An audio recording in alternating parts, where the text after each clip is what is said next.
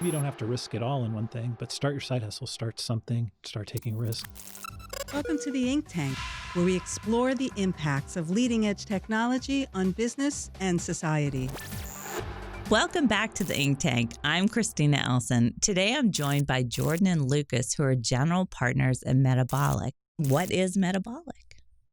Yeah, sure. So we're capital entrepreneurs, and we're focused on a space of venture capital that we believe is a sort of a new category of where we believe venture capital is going based on where companies are going towards. And we believe there's some fundamental structural flaws in how venture capital is structured. And so we're focused on a space of data-driven deployment around how venture capital is deployed to entrepreneurs. So your typical entrepreneur will go after a fundraising round, and they'll spend anywhere from a few weeks to several months, and in some cases a year and a half to try to find fundraising. And we're focused on a section of more the technology stack of venture capital. Instead of thinking of venture capital as being a part of your board, we more want to be a part of the stack of entrepreneurs. And so we're focused on trying to get funding to founders in 5 or 15 minutes instead of several months. Venture capital has become an increasingly important part of how people perceive as part of the process of how capitalism works in the U.S. And so how do you see that process working right now? And what is the role of venture capital and sort of a good, well-functioning capitalist system? Venture capital plays a very important role in growth, and it helps young entrepreneurs build something significant. It helps them get past a lot of the barriers to product market fit, and it helps them get to a point where revenue can sustain the actual product growth, specifically around technology. Obviously, that's where it's mostly gravitated towards. But venture capital has also turned into a GDP growth tool, right? So it's gone after young companies where it used to cost $1 million to create a company. Now you can create a company with a laptop and a cell phone and a lot of hard work and a lot of research and a lot of focus on team growth and relationships.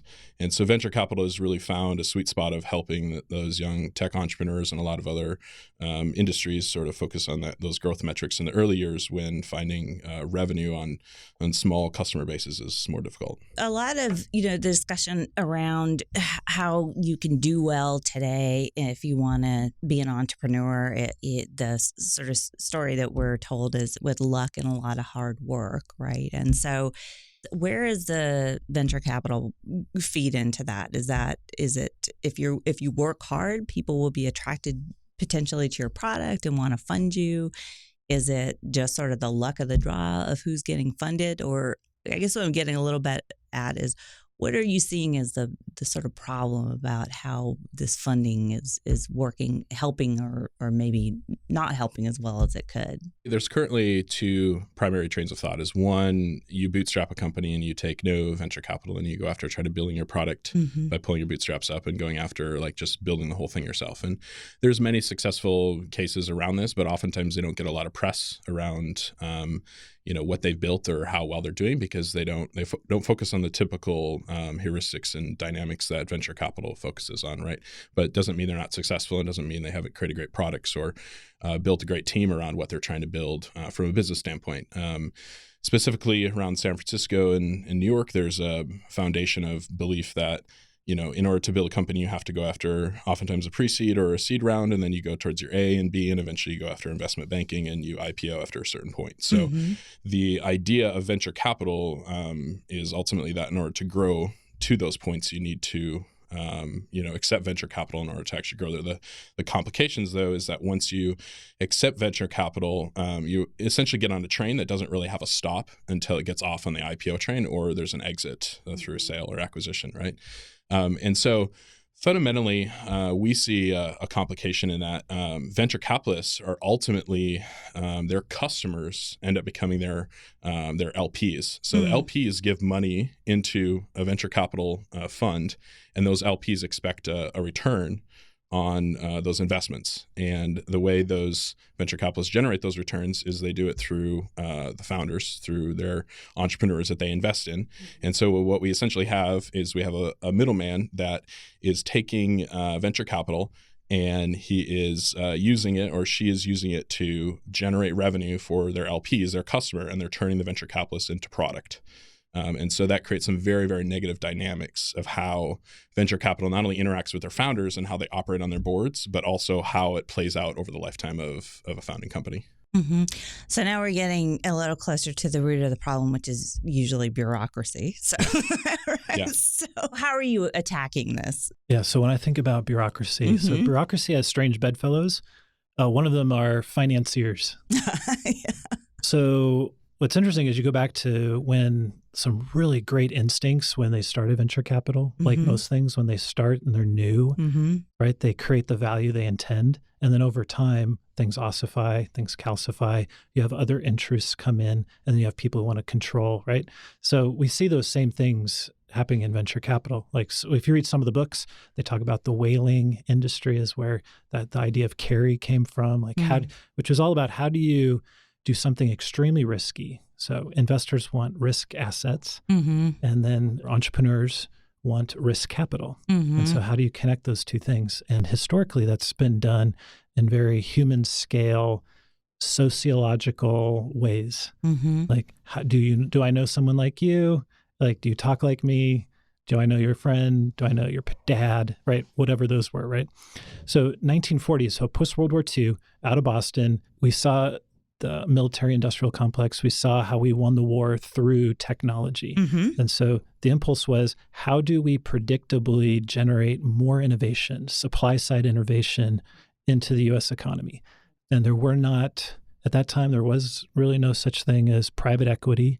There was no such thing as venture capital. So out of that good impulse, they tried to be capital entrepreneurs. How do we figure out how to get capital to these crazy ideas? Wonderful thing. Some of my best friends are VCs, and they'll tell you today it's a very different story.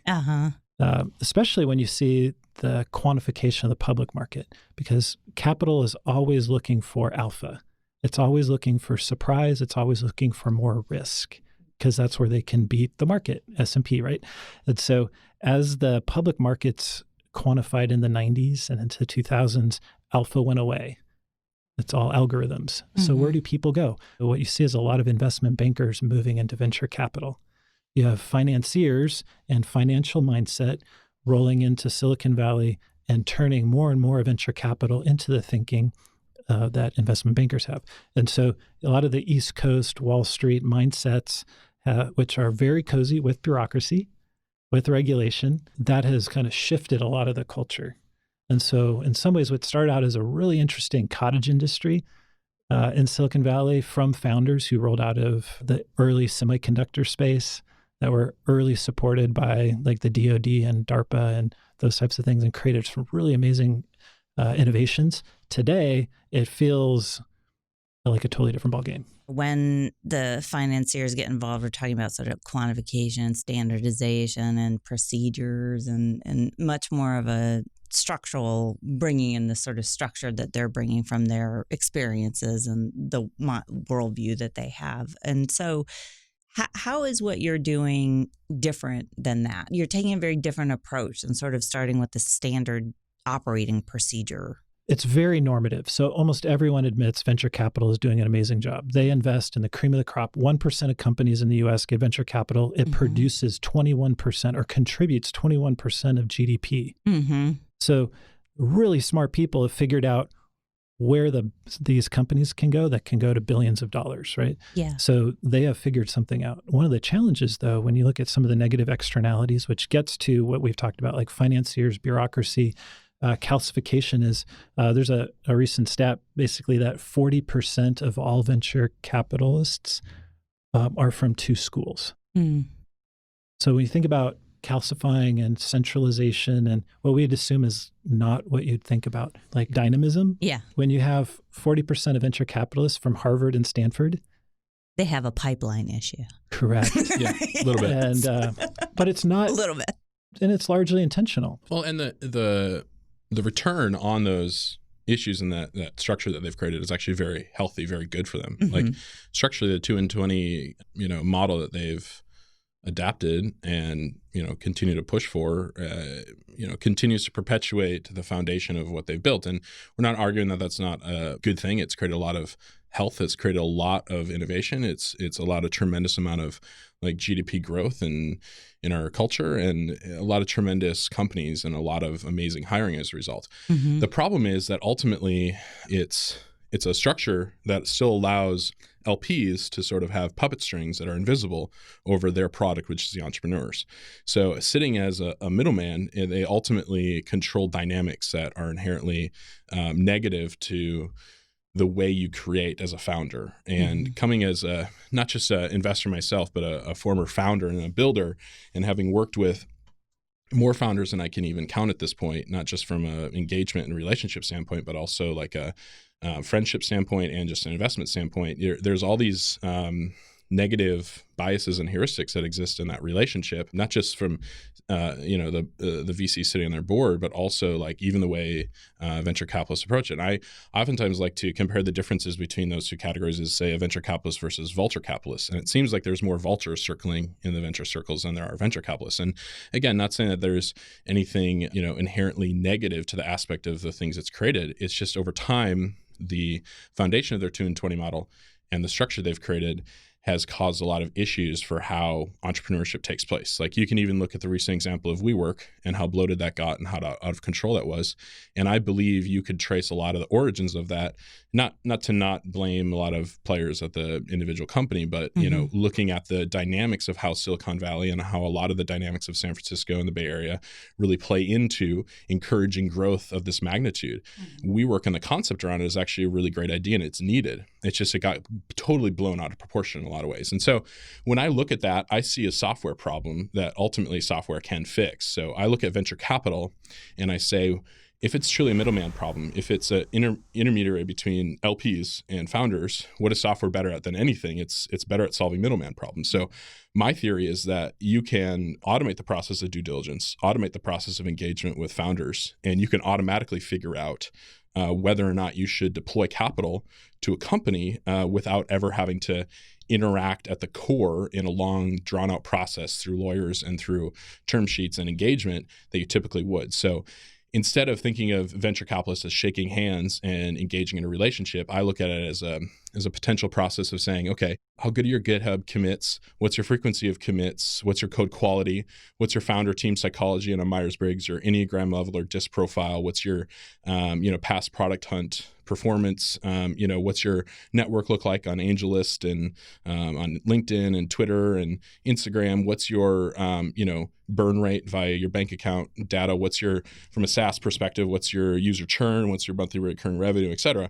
And can you make an investment decision based on that in a matter of minutes rather than engaging in a typical process of engagement, which takes months and months and months? So if you can successfully decouple that relationship with the founder to the venture capitalist, then you can, in theory, eventually decouple the relationship also with the LP down to the fund. So in an ideal world, you would take a pool of money and automatically deploy it to startups. So I look at a foundational issue of venture capital in that, a typical fund will deploy to, say, 10 or 30 or so companies. And I just believe that is inherently a broken model, and that it's sort of like thinking about building custom websites instead of using a Squarespace to automatically deploy very efficient, CMS-based products that are efficient and effective. And so I believe venture capital, once you automate the process of due diligence, automate the process of engagement, automate the process through data, and use data-driven deployment to actually streamline the process and lay the piping, then you can actually build a functional system that allows more venture capital to be deployed. So in this first $100 million fund that we're deploying, we're planning on deploying 1,900 rounds to startups. And the point of that is to not only allow more innovation to happen, but also to decouple that relationship with founders and make it more about venture capital being part of your stack instead of being a part of your board.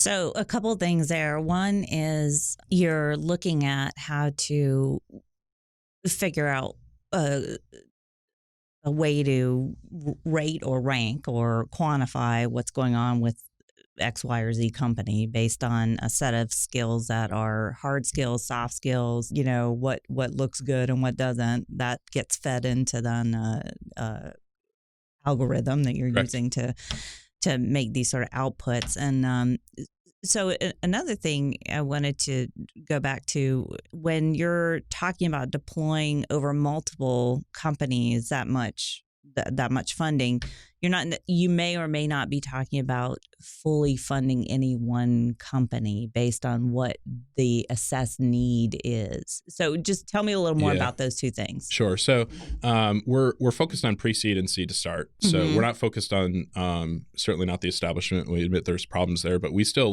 really like the structure of what venture capital is. We just think early stage is ripe for innovation, and no one's really taking an approach at efficiently creating the pipeline for where the future of innovation needs to happen. I mean, venture capital only goes to 1% of American companies, and it creates 21% of GDP, as Lukas said. And reality is, what would it look like to try to get 3% of companies to get venture capital, right? So what does it look like for founders to no longer really have to search for that, but to engage with it like they would engage with, say, a Stripe or a MailChimp? So when they're starting up a weekend project, they can go find funding. Our friends at the Capital Access Lab, which is all focused on how do you increase access to capital for non-traditional entrepreneurs. And it's a really unfortunate framing, because really what non-traditional means is what the current capital lens can't see, right? So capital is blind to the potential dynamism and innovation in the U.S. So the Capital Access Labs, one of their stats, which is, and Ross Baird, who wrote the white paper on it, he said in their findings was 83% of U.S. companies launch with no external financing. Those are the people that launch. One of the things he mentioned, and he said you have to pay attention to all the statistics when it comes to innovation and entrepreneurship, is how many people never start. Yeah. Because they would never even consider themselves someone who could even get funding or even think about it. Right. Because venture capital is intimidating. For all the content that's online and all the wonderful accelerators and startups and economic development programs, there's tons of founders, of which Jordan could tell you gobs of stories of multiple founders who they only think they can plug into the cog of a larger machine. And not actually try. Yeah, a lot of these younger entrepreneurs, they'll end up going and getting a job after they share an idea with me because funding wasn't a good fit or wasn't efficient or effective at that time, and they give up instead of trying to pursue 100 conversations with other seed investors or venture capitalists. They just sort of give up and they take a job somewhere. So they end up working inside another organization, which may lead to a lot of great lessons that eventually lead to more creation down the road. But I mean, it's just countless stories of not just my friends, but deep relationships across countless companies where I see these people that can build significance. And it's almost like the seed structure of angel and venture capital just continues to maintain its piping so that it can maintain its 2 and 20 structure, instead of focusing on a whole new category of entrepreneurs that are possibly being completely left alone and untapped, right? So it's like ignoring ride sharing because taxis are working, right? It's saying, well, Uber and Lyft shouldn't exist because taxis are just fine. And it's there's this whole other category of founders that maybe eventually find funding, but they have to go these very, very hard paths. And even a lot of the bias and heuristics encourage them trying to find those hard paths. And they say they're not even a possibly successful founder until they actually find that path or discover, how to actually create that product. And I actually think it's more about giving more opportunities to more people to allow them down that journey. And if you can automate that process of not only due diligence, but legal, and engage with them and handle their back office and handle their entire infrastructure of capital in an automatic way, then you can get to the point where you can deploy 1,900 rounds efficiently and effectively, and maybe 4,000 the year after that and 8,000 the year after that. But until you at least experiment in that space and try to understand it, it's always going to be left in an area where people who should be getting funding to at least be able to try with a small round should be able to do it. And we're not talking about multi-million-dollar rounds to start with. I think most seasoned entrepreneurs who have built things in the past can usually find those relationships to do that fairly effectively. We're talking about small pre-seed and seed rounds, 10K to 100K, where they can get started, and they may eventually go after another venture capitalist to go on a further round. But we're talking about replacing possibly friends and family rounds, or possibly replacing credit card debt with opportunity to be able to do that.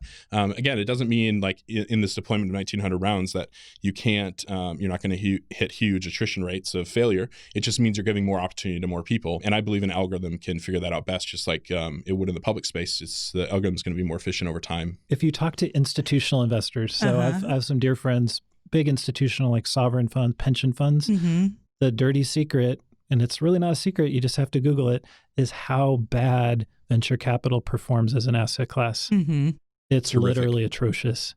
Obviously at the top tier, I don't know, 5-15%, that's where the good stuff is. And there's so many rich people, so many wealthy institutions that are all trying to get into those little funds at the top. And then there's so much below, well-meaning, maybe some bad people, but a lot of well-meaning people who are just trying to also make the dream happen.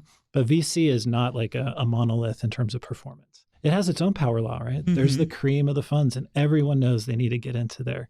And so in many ways, what we're trying to say is all that bad performance and subpar performance, meaning you could put your money in the S&P and 500 and you'll do better than if you put your money in 85% of venture funds.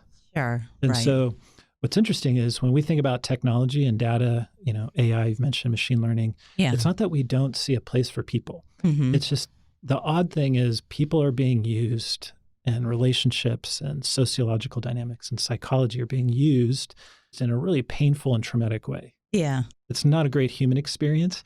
And so for us, we see data and technology as a great vector for transformation. If you're going to diversify the populations that you're working with, or that traditionally are the focus of a lot of venture capital or, investments, early stage investments, then you will ideally collect a lot of very interesting information about these people who no one is right now really focusing on or thinking about including in these pools. So is that part of what you're going for as well? Yeah, I mean, we view the problem from like 3 engineering angles. So we view it as like a technical engineering, which is sort of our algorithm build and how we're trying to deploy capital. And then we also have a portion of financial engineering, which is around the nature of realizing that we inherently have a diversified asset if we're able to deploy in this amount of volume. And so that sort of form of asset class has never been able to, reach those levels in that amount of quantity. So if we're successful in laying new piping and we can get to the point where we can deploy 40 or 50,000 rounds in a year, there's an inherent diversified nature to that, which creates better returns and better alpha for, typical institutional investors. So there's a lot of value there. But then we also have a whole element of structural engineering that deals with what you're speaking to. So structural engineering really deals with a lot of the aspects of like solving intricate issues around not just like academic research and like understanding data metrics, but how we go about understanding these core problems that are apparent and obvious to us, but apparently continue to perpetuate into society.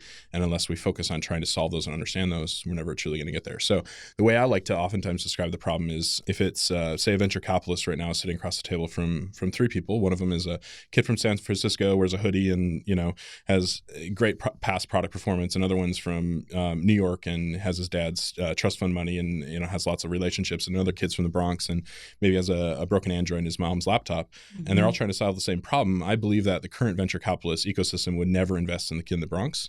But I believe an algorithm based on looking at not only just how they code and how they build, but I believe the algorithm can know psychologically how to invest or who is the best person to invest in. Or if, we are talking about very, very small amounts to get off the ground runway wise, it could possibly invest in all 3 and see which one actually performs better. But over time, you do that amount of volume and you eventually start to build data sets that allow you to not only machine learn a better understanding of how to deploy capital more efficiently and more effectively to generate better returns for LPs, but also you tend to create new data sets of learning where you can go down paths of discovery from an academic standpoint and do a lot of research around what is actually working and what's not in order to create new GDP. And that kind of data, obviously, right now is either very limited or very proprietary or a lot of other things. Yeah, it's either locked into systems or completely non-existent because no one's ever tried to invest in that kid in the Bronx. Like, I mean, the numbers on not just like ownership on the GP level of funds from a gender side or a race side are so low.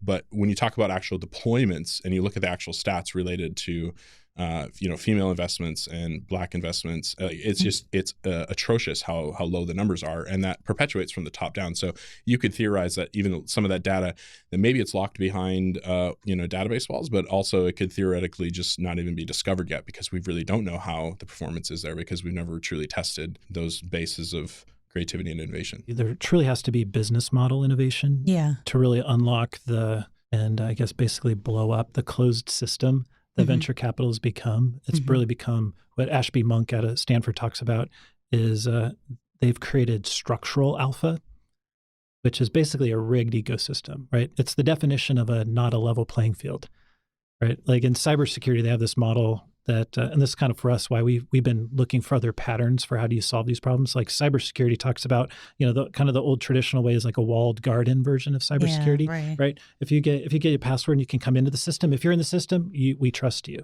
and you have access to everything. And that's a lot of how it is. Those walls are so high, and the risk to the people who are venture capitalists, they're trying to find just 20 people. They're not thinking about how do you grow like GDP from 3% to 4%. Right. They're not thinking about how do you create mass flourishing. They're thinking, I just took money. I'm a fiduciary. I'm taking money. I've got my 100 million. I've got my 500 million. I need to find 10 to 20 companies in the next 2 years.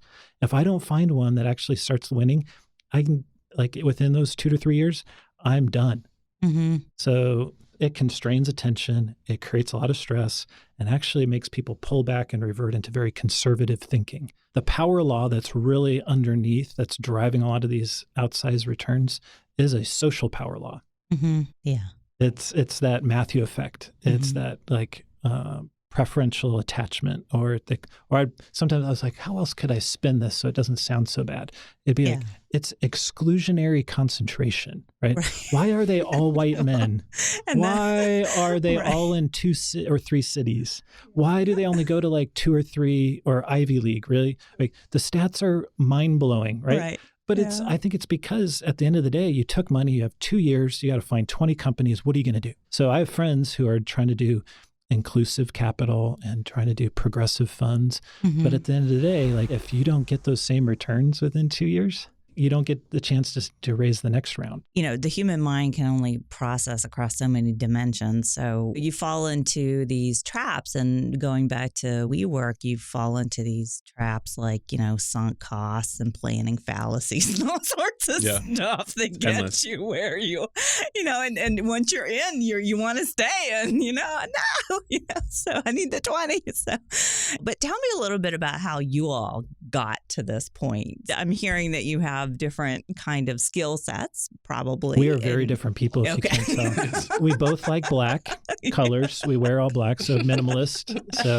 But I would say the one way I've thought about this is my whole career, I've been focused on creating opportunities for leaders, trying to spot potential and develop. And one of my biggest burdens is when I see people with potential not connect with the opportunity. For me, you see the pattern everywhere. It's usually you don't have a leader. So where's that leadership pipeline? Where's the idea or the concept? And then where's the capital? And oftentimes you have 2 things, but rarely do you get all 3 to connect in an aligned way. And so for me, that's been a lifelong passion. And so that's, I would say, the deep connection that Jordan and I have is around this unlocking the untapped potential in founders and giving them the opportunity to build.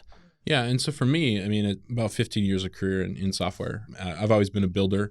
I've built companies, I've bootstrapped them. I've given seed, I've accepted seed. I've been an LP on a fund. I've exited companies. I've accepted venture capital. I've worked on boards with many venture capitalists. But at the end of the day, the entire circumference around it, I think, has led me to this point, because I'm at the point where it's not just a problem that I would use myself and like functionally add on to things that I build and invest in, but I also I look at it from a problem angle of I'm really kind of tired of seeing entrepreneurs who are brilliant and have great minds not be able to build effectively and efficiently. And I'm sick of them having to ask the questions like, how do I build my deck better to deceive this person individually so that we can get better returns on this round? And I'm like, no, it's not about that. It's about, the product. It's about the execution, like stop playing their games.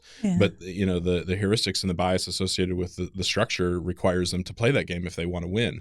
And I am sick of the problem existing where I see invisible puppet strings coming from LPs controlling all these founders. I mean, I've sat on boards where a venture capitalist from the A round is arguing with a venture capitalist from the B round, infighting over one wants to close up and wrap up the company and make a sale happen so that they can prove a return for their next raise so that they can get another 2 and 20 model out the door for their fund. And so I've seen all sort of the angles and sides of of where venture capital's at. And I think it's time for a new paradigm. It's time for a new direction. It's time for innovation to happen inside venture capital for the sake of the founders, because you can always generate returns for your investors, for the LPs, but you can do it in a more efficient and effective way so that it creates better infrastructure for founders to be able to build in a more effective way. And I'm really sick and tired of hearing great founders getting boring jobs at companies where they go do things that are mindless.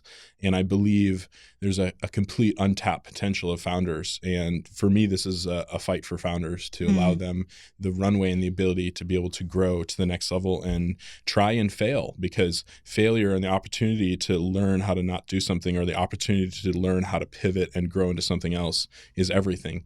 It gives you the opportunity to grow creatively. It gives you the opportunity to grow in innovation. And ultimately, from a standpoint of like GDP growth and returns, it ultimately over time would create more fundamental growth in a society. I think that's everything. Right now, we're seeing a lot of crazy things going on, and on all levels, some very potentially productive disruption. We talked about the power of creative disruption and hopefully people embracing that. So what would you say to a young person? Would you say like now is a great time to, if you have an idea, start a business, just go for it. There are more tools out there for you. What would you want to know? I talk to entrepreneurs all the time who ask this question, and the vast majority of the time, the most difficult part is just launching, getting out the door, just going for it. Like, you're never going to be successful in your first build. You have to learn through the process of iteration and failure. You have to get out there. You have to go for it.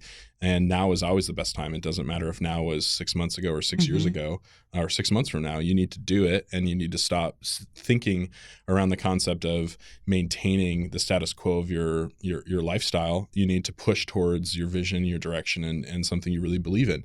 And it doesn't matter if that's a small app or that's a very, very ambitious goal of changing an entire generation or culture. You have to do it, because the only way you move from knowing nothing to actually being able to do this is by trying and failing. So the only reason I am here and able to create this fund and go after something of this magnitude and this ambition is because I started off pushing into design, and then I learned that I needed to understand code. And 15 years later, I've moved through the process of consultancies to startups to product growth to sales to investment. And the only way I got there, though, was by every time pushing through that very, very intense brick wall of like thought process of, can I do this or can I not? I mean, the vast majority of young founders who haven't never built anything are very concerned about what their peers are going to think, what their parents are going to think, and how people are going to receive them if they launch something.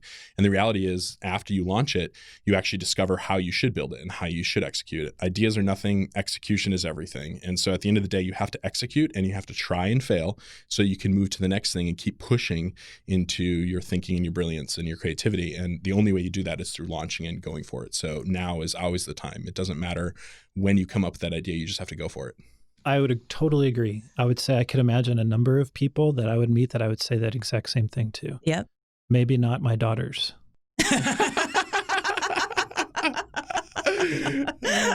And that's not because they're your daughters per se. No, because I love them. I know how difficult it is, right? Depending on your relationship with the person, right? Right. You start like prioritizing the different risks, right? And you can imagine the pain they're going to go through. So absolutely, I've said the same thing to now is the time, right? So even while you were talking about it, it's like, yeah, what keeps people? It's very similar to writer's block. People go, oh, why is it writer's block? Why can't I just get past the hump? And it's usually shame. Right. So shame hijacks you, and it keeps you, it protects you, right? It protects you from taking a risk where something bad could happen to you. And so one of my concerns with education today, it's definitely a fine-tuned system that helps you know exactly what you need to do, how to be successful, and it removes all the risk. Just do this and here's your grade. Do this and there it is, right? Until you graduate and you realize that's not the world we live in. If you believe too much in the system, right, which is preparing you to be in a lot of debt, so then you have to go get a job, right? So, and you're going to perform very well in a well-dialed in corporate environment, right? You're never going to have your own thoughts. You're not going to try, because at the end of the day, like that conformity and fitting in, like you've been rewarded by doing that, right? Just implicitly, right? So for me, I go, okay, maybe you shouldn't start right now. It's similar to if you haven't been watching what you eat, haven't been exercising, don't stretch, and you think you're just going to go sprint or run a marathon. And maybe start means what are you going to do now to get on the path to where you get in shape? Right. What are you going to start doing now? So borrowing from like a design thinking is, what are the little prototypes you're going to do in your life to prove out that you can actually risk, try, fail in small ways? One thing I do tell everybody is start your side hustle. So maybe you don't have to risk it all in one thing, but start your side hustle, start something, start taking risks, put you out there, fail, realize you're not going to die. But it's amazing how terrified young people are of failure or of embarrassment. And so it's definitely something where you have to like get in and get messy. Otherwise, because it can be extremely traumatic to go start something and fail. I can't tell you how many Ivy League graduates I've met that don't know how to work because they've never failed. Yeah, starting now could be as simple as starting a YouTube channel or creating a podcast or posting on Medium. Getting more aggressive in how you like broadcast thoughts on Twitter. I mean, it could be starting very simple. I mean, it's not like you have to go all out and try to create the next greatest thing and chew on glass and stare into the abyss for the next 10 years. But it does mean that starting to learn how to fail is an effective lesson that you need to start biting at, taking good chunks of your time to go approach, because without that attempt of failure, you get stuck in a mindset of perpetuating the mentality that the rest of society just sort of stays in. And if someone wants to go build something, they should at least make attempts to go down that path, because a lot of society does teach you, as Lukas touched on, to fear failure. And in my experience in building the last 15 years, I would say that failure has been my greatest teacher. And over time, it's taught me how to push into things that I never thought were possible 15 years ago. Yeah. And I think one of the things I see is that, it's important to have high standards for yourself and what you do.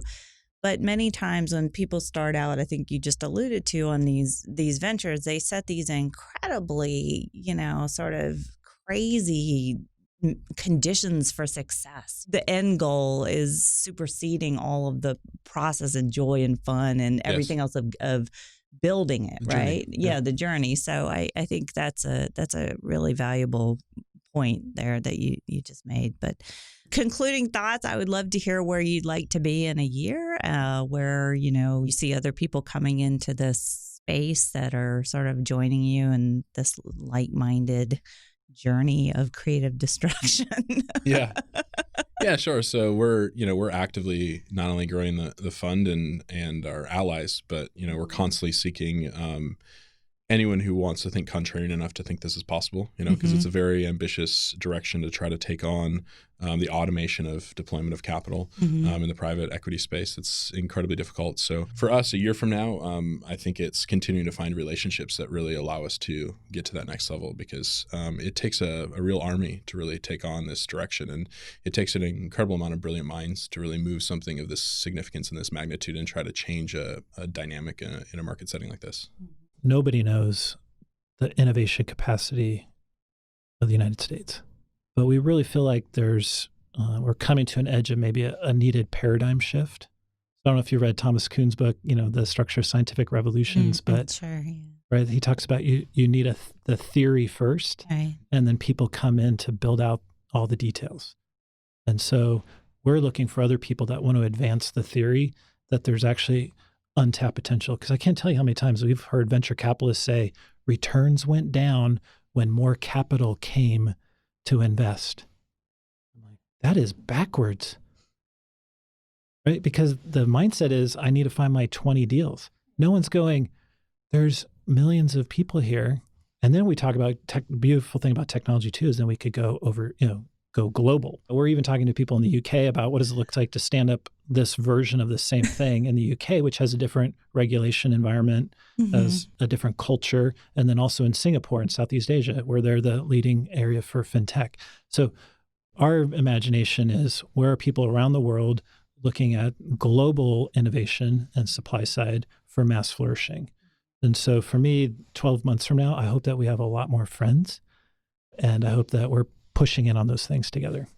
Well, that's a great way, I think, to wrap it up. And I hope that appearing in the Ink Tank will find you some new friends. I certainly have enjoyed the conversation. We'll put this out, and I think it's interesting. People stand up and they want to be counted as part of that change. So I'm looking forward to seeing that. And I hope we'll have a chance to talk in another year and celebrate some of those successes that I know you're both going to have. So thanks for taking the time to talk today with me in the Ink Tank. Thank you, Christina. Thanks for having us.